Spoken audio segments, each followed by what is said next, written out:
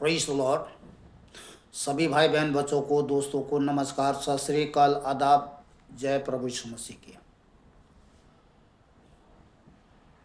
आज मैं फिर आप लोगों को बीच में आ गया हूँ। मैं नैनीताल गया था और नैनीताल जा कर के जो कुछ भी देखा सुना आप लोगों को मैंने वीडियो शेयर किया है और आप लोगों ने देखे होंगे। आज मैं आप लोगों के बीच परमेश्वर के जीवित सत्य वचन को लेकर के आया हूँ, जो सभी संसार में रहने वाले सभी मनुष्य प्राणी के लिए है। और आज के जो वचन आप सुनेंगे, आपके जीवन सुख से भर जाएगा। आपका जीवन सुखमय हो जाएगा, आनंद से भर जाएगा, जीवन धन्य हो जाएगा। बस मैं इतना ही कहना चाहता हूँ। आप वचन को ध्यान से सुनिए और शुरू से लेकर के आखिरी तक वचन को ध्यान से सुने और शेयर भी कीजिएगा, ताकि सभी भाई बहन बच्चों को आज के वचन से आशीष मिले। पहला कुरिन्थियों 13 अध्याय 1 से 8 आयत तक मैं आपको पढ़ के सुनाता हूँ। वचन को ध्यान से सुनिएगा। प्रेम सबसे उत्तम मार्ग। प्रेम जो है जीवन का सबसे उत्तम मार्ग है। पहली आयत, पहला कुरिन्थियों 13 अध्याय पहली आयत, यदि मैं मनुष्यों और स्वर्गदूतों की बोलियां बोलूं, तो देखिए, मनुष्य की तो बोलियां सभी बोलते ही हैं, पर स्वर्गदूतों की बोलियां बोलना आज तक किसी ने बोला है? स्वर्गदूतों की बोली नहीं बोला है, पर मैं कहता हूं हाँ, बोला है। परमेश्वर ने अपने स्वर्गदूतों को भेज करके बहुत सारे पवित्र भविष्यद्वक्ताओं लोगों के जीवन में अपने स्वर्गदूत को भेज करके उनसे स्वर्गदूत ने बात की। परमेश्वर ने, स्वर्गदूतों ने उन्हें अपनी बोली जो उन्होंने बोला समझने की शक्ति प्रदान की। स्वर्गदूतों की बोली को सुना और स्वर्गदूतों की बोली बोल करके उनसे वार्तालाप की। किन लोगों ने? पिछले समय में परमेश्वर के भविष्यद्वक्ता, प्रेरित लोग स्वर्गदूत से बात करते थे।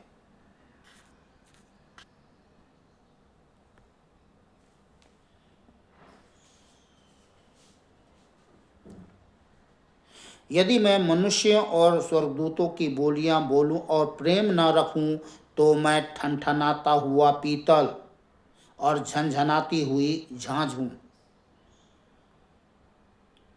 मनुष्य के जीवन में अगर प्रेम नहीं है तो क्या है? वह ठनठनाता हुआ पीतल और झनझनाती हुई झांझ है। ये वचन मनुष्य के जीवन में छुपे हुए पाप और पाखंड को प्रकट करता है कि उसका जीवन कितना प्रेम से भरा है या झूठ से या पाखंड से। तो सच्चाई तो यही है जी, मनुष्य के जीवन में प्रेम नाम के मात्र सुना गया है, पर प्रेम जीवन में नहीं है। जो प्रेम देखा जाता है वो प्रेम नहीं है। समझ रहे हैं? तो चलिए मैं आपको क्लियर कर दूं। यदि मैं मनुष्य और स्वर्गदूतों की बोलियां बोलूं और प्रेम न रखूं, तो मैं ठनठनाता हुआ पीतल। तो पीतल जैसे घंटा टन टन टन बोलते हैं ना, ऐसे ही लोगों के बीच में लोग झूठी प्रेम प्रकट करते हैं। और झनझनाती हुई झांझ। और यदि मैं भविष्यवाणी कर सकूं, बहुत सारे पाखंडी लोग भविष्यवाणी करते हैं, पर उनकी बातें आज तक, उनकी भविष्यवाणी जो है कभी पूरी नहीं हुई है ना। और यदि मैं भविष्यवाणी कर सकूं और सब भेदों और सब प्रकार के ज्ञान को समझूं और मुझे यहाँ तक पूरा विश्वास हो कि मैं पहाड़ों को हटा दूं, परंतु प्रेम न रखूं तो मैं कुछ भी नहीं। ये पाखंडी लोगों के जीवन में देखा जाता है, सबको नहीं कह रहा हूँ, ये पाखंडी लोगों के जीवन में देखा जाता है। बहुत भेदों की बात करेंगे, ज्ञान की बात करेंगे, लेकिन उनके जीवन में प्रेम नहीं पाया जाता है। उनका पाप प्रकट हो जाता है दुनिया के सामने में, और ये पाप कौन प्रकट करता है? परमेश्वर प्रकट करता है। बहुत कुछ है, आपको वीडियो में बने रहिए, बहुत कुछ आपको सुनने को मिले, आज आपकी आंखें खुल जाएंगी। और तीसरी आयत में लिखा है, यदि मैं संपूर्ण संपत्ति कंगालों को खिला दूं, यदि मैं संपूर्ण संपत्ति कंगालों को खिला दूं या अपनी देह जलाने के लिए दे दूं और प्रेम ना रखूं तो मुझे कुछ भी लाभ नहीं। कुछ लोग कंगालों को खिलाते हैं। क्यों खिलाते हैं? अपने नाम के लिए, स्वार्थ के लिए, अपने लाभ के लिए, है न। और कुछ लोग जो है अपनी देह जलाने के लिए पेट्रोल लेकर के कैन में भर के, नाम के लिए पेट्रोल होता है पर उसमें पेट्रोल होता नहीं है, पानी भरा रहते हैं और देह जलाने की बात करते हैं। तो ये कौन करते हैं? ऐसे पाखंडी नेता लोग सरकार से कहते हैं मेरी मांगे पूरी करो, जनता की इच्छा पूरी करो, ये अपनी लाभ स्वार्थ के लिए, पर उनके दिल में प्रेम नहीं होता। चलिए, प्रेम का जो है, जिसका जीवन प्रेम से भरा होता है और जिसके जीवन में प्रेम है, तो यहाँ 13 अध्याय, पहला कुरिन्थियों 13 अध्याय 4 आयत से मैं आपको 8 आयत तक बहुत अच्छी बातें बताने जा रहा हूँ। ध्यान से सुनिएगा। प्रेम धीरजवंत है। नंबर 1, प्रेम क्या है? धीरजवंत है। दूसरा, प्रेम कृपालु है। पहला, प्रेम धीरजवंत है, और दूसरा, प्रेम कृपालु है। जिसका जीवन प्रेम से भरा हो वो सब पर कृपा करता है। क्यों कृपा करता है? क्योंकि उसने कृपा प्राप्त की है, परमेश्वर से कृपा प्राप्त की है। और जिसका जीवन प्रेम से भरा होता है, उसके गुण को देखेंगे तो यहाँ लिखा है, प्रेम डाह नहीं करता। प्रेम डाह नहीं करता।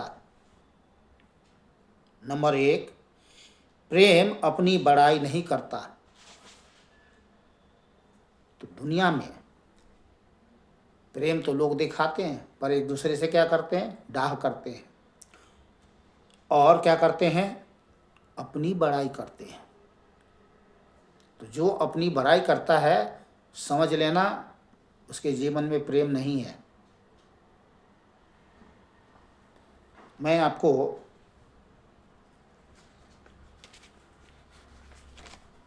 यूहन्ना 7 अध्याय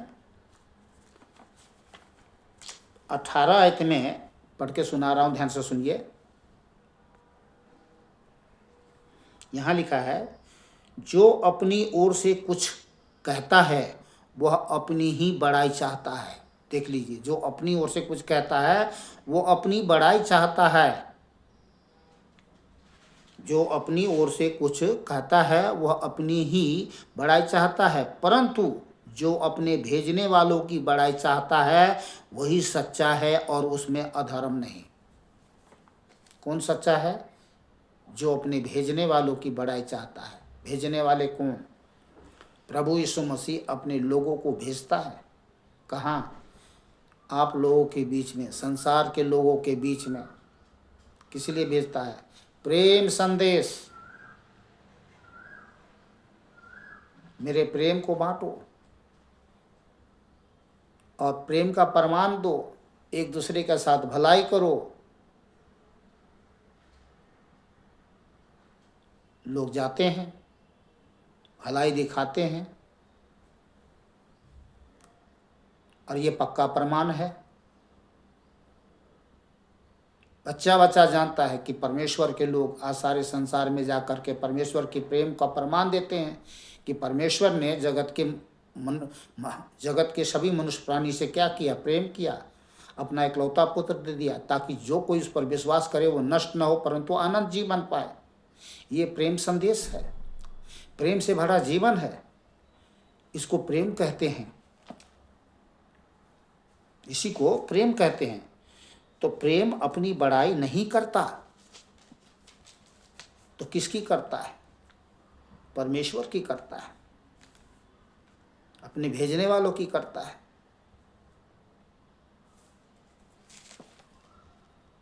दो, तीसरा, प्रेम फूलता नहीं, प्रेम फूलता नहीं है। तो दुनिया में आज किसी चीज पर, वस्तु पर, सोना चांदी रुपये पैसे या स्वास्थ्य पे फूलता है, तो ये जो फूलना है ये प्रेम नहीं है, ये एक बीमारी है। जो फूलता है किसी बातों पे या फूल गया है, वो उसको बीमारी हो गया है। पर जिसका जीवन प्रेम से भरा है उसको वो कभी फूलता नहीं है। तो यहाँ पर लिखा है प्रेम फूलता नहीं। 3, चौथा, वह अनरीति नहीं चलता। 4, अनरीति नहीं चलता। दुनिया में देखा जा रहा है कि लोग कैसे चलता है लोग।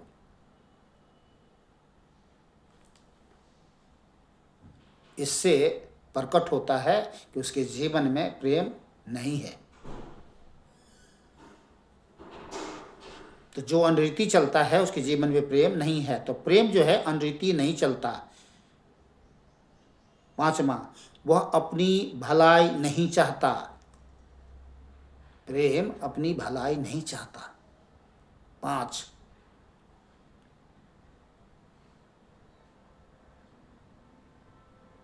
यही तो संसार में देखा जा रहा है कि लोग अपनी स्वार्थमय जीवन जीने के लिए अपनी जीवन को स्वार्थमय जीवन जीने के लिए क्या करते हैं? भलाई नहीं, एक दूसरे के साथ क्या करता है? बुराई करता है। कुछ भी कर सकता है वो। पर यहाँ लिखा है जिसका जीवन प्रेम से भरा होता है वह अपनी भलाई नहीं चाहता, तो दूसरे की भलाई चाहता है। और जिसका जीवन प्रेम से भरा नहीं है वो एक दूसरे के साथ में क्या करता है? भलाई नहीं करता है, बुराई करता है। तो इससे प्रकट होता है कि मनुष्य के जो जीवन में जो प्रेम दिखता है वो प्रेम नहीं है, वो तो सांप का जहर है। वो लोग एक दूसरे को क्या करते हैं? अपनी स्वार्थ के लिए काटते हैं, मारते हैं, छीनते हैं, लूटते हैं, क्या कुछ नहीं करते हैं। पाखंड का उद्घाटन करते हैं लूटने के लिए। धर्म के नाम लेकर के लोगों को लूटते हैं, दुकान खोल के बैठे हैं। तो प्रेम अपनी भलाई नहीं चाहता, झुंझुलाता नहीं। 6, क्या है? झुंझुलाता नहीं। झुलझुलाने का मतलब है कि दूं कि ना दूं, करूं कि ना करूं, मन में उथल पुथल होना, घबराहट होना, डरना, बेचैन होना, व्याकुल होना, चिंतित होना, क्या करूं ना करूं। समझ रहे हैं? यानी दोचीता मन, दोचीता मन। वो अपनी सोच में ऐसा सोच करके झुंझुलाता है, और वो व्यक्ति समझ नहीं पाता है कि उसके सोच में शैतान बैठा हुआ है। समझ रहे हैं? समझ नहीं पाता, इसलिए वो क्या है, झुंझुलाता है, नहीं कर पाता। पर जिसका जीवन प्रेम से भरा हो, परमेश्वर से भरा हो, वो आगे बढ़ता है, झुंझुलाता नहीं है, वो करता है, देता है, लेता नहीं है।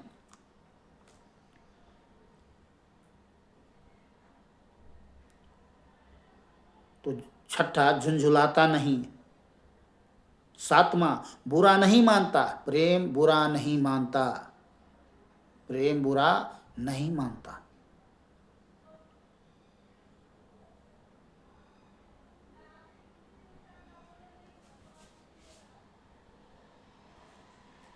सातवां, कुकर्म से आनंदित नहीं होता। प्रेम कुकर्म से आनंदित नहीं होता, तो किससे आनंदित होता है? सुकर्म से, अर्थात सत्य से आनंदित होता है, परमेश्वर के सत्य वचन से आनंदित होता है। परमेश्वर के सत्य वचन से आनंदित होने का तात्पर्य यह है कि जो कुछ इसमें लिखा है वो सत्य है, और हर एक सत्य वचन जीवन में पूरी होता है, इसलिए जीवन आनंद से क्या है, भर जाता है। तो सत्य से प्रेम जो है, सत्य से, परमेश्वर सत्य है, परमेश्वर का वचन सत्य है। मनुष्य नहीं कि वो झूठ बोले, परमेश्वर मनुष्य नहीं कि झूठ बोले, इसलिए हमारा मन, हमारे दिल, जिसको हृदय कहते हैं, आंतरिक मनुष्य कहते हैं, आत्मा कहते हैं, आनंदित होता है, सत्य से आनंदित होता है। बशर्ते तब जब हमारा जीवन में परमेश्वर का प्रेम भरा होना चाहिए, परमेश्वर होना चाहिए। तो प्रेम सत्य से आनंदित होता है। 8, वह सब बातें सह लेता है। कौन? प्रेम, जिसका जीवन प्रेम से भरा है, वो सब बातें सह लेता है। लोग जाते हैं परमेश्वर के प्रेम संदेश लोगों के बीच सुनाने के लिए कि परमेश्वर प्रेम है, आपसे प्रेम करते हैं, उसके पास आओ, उसकी आवाज़ को सुनो, उससे जीवन पाओ। मैंने जीवन पाया, गवाही देते हैं। बदले में दुष्ट प्रवृत्ति शैतानी लोग उनके साथ क्या है, बुरा बर्ताव करते हैं, व्यवहार करते हैं, मारपीट करते हैं। वो इसलिए करते हैं कि वो नहीं चाहता कि उसकी धर्म का पाखंड, बिजनेस बंद हो जाए, इसलिए प्रेम से भरे परमेश्वर के लोगों के साथ में क्या है, बुरा व्यवहार बर्ताव किया जाता है, और परमेश्वर के लोग सह लेते हैं। तो वो सोचते हैं कि ये लोग डरपोक हैं, मूर्ख है, अज्ञानी है, निसहाय है। वे नहीं जानते कि अगर ये फूंक मार देंगे ना तो वो जल के राख खाक हो जाएंगे, शराब दे देंगे तो सर के मर जाएंगे। शराबी तो है ही ऐसे लोग, फिर भी क्या है, सह लेता है। गाली सुन लेते हैं, थप्पड़ मार देता है, कहता ले भैया इस थप्पड़ में मार दे, समझ रहे हैं? तो प्रेम सह लेता है, इसको कहते हैं प्रेम। इसका मतलब नहीं है कि वो कमजोर है, परमेश्वर के लोग कमजोर नहीं, शक्तिशाली होते हैं। तो सब बातें सह लेता है। 10, सब बातों की प्रतीति करता है।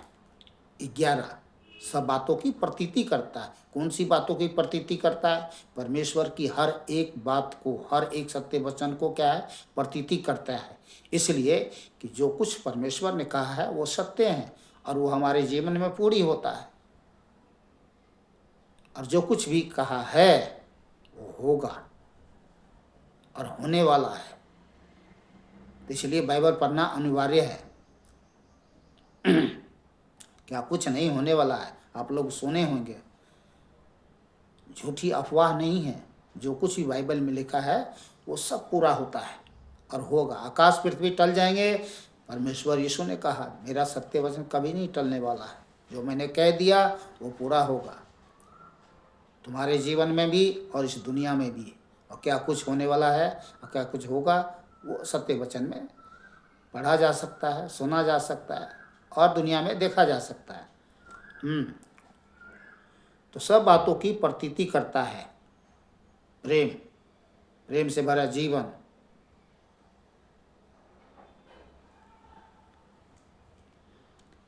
11, सब बातों की आशा रखता है, सब बातों की आशा रखता है। अब हमारी आशा कहाँ है? परमेश्वर पर है। हमारी आशा कहाँ है? स्वर्ग पर है कि एक दिन दुनिया से जाएंगे तो स्वर्ग में जाएंगे, स्वर्ग में जाएंगे, स्वर्ग में रहेंगे स्वर्गीय पिता परमेश्वर यीशु मसीह के साथ।